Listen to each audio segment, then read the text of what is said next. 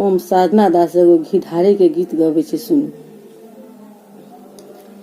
गाए गोबर लाए अंगना हमनी पबहे सो हावन लागे।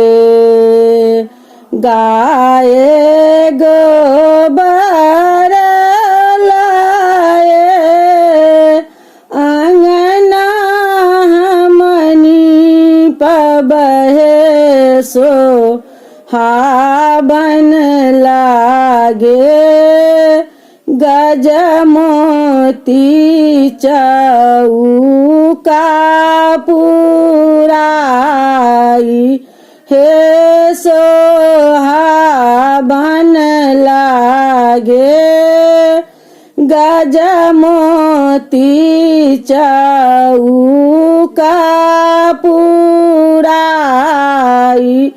हे सोहावन लागे। ताही चौका बैसलनी आमा सोहागिन हे सोहावन लागे। ताही चौका बैसलनी आमा सोहागिन हे सोहावन लागे।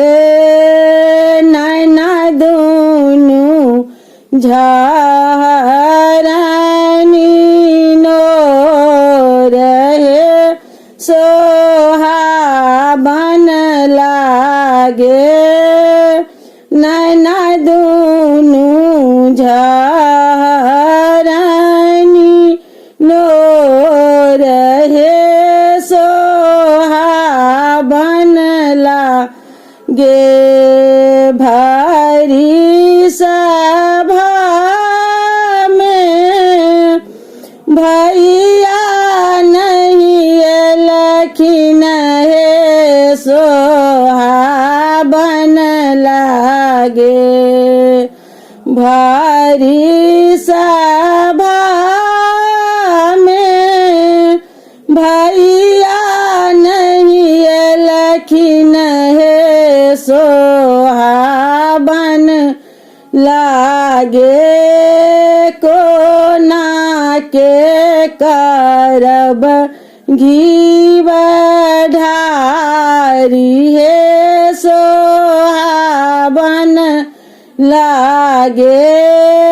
कोना के करब घीव ढारी हे सोहावन लागे।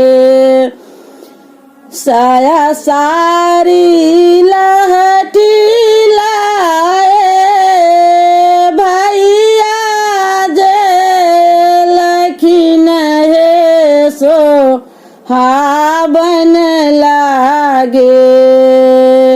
साया सारी लहठी लाए भैया जे लखिन हे सोहावन लागे। सुबह सुबह कारू घीव ढारी हे सोहावन लागे। सुबह सुबह कारू घीव ढारी हे सोहावन लागे। गाए गोबर लाए अंगना हमनी पबहे सोहावन लागे। गजमोती चौका पुराई हे सोहावन लागे। धन्यवाद।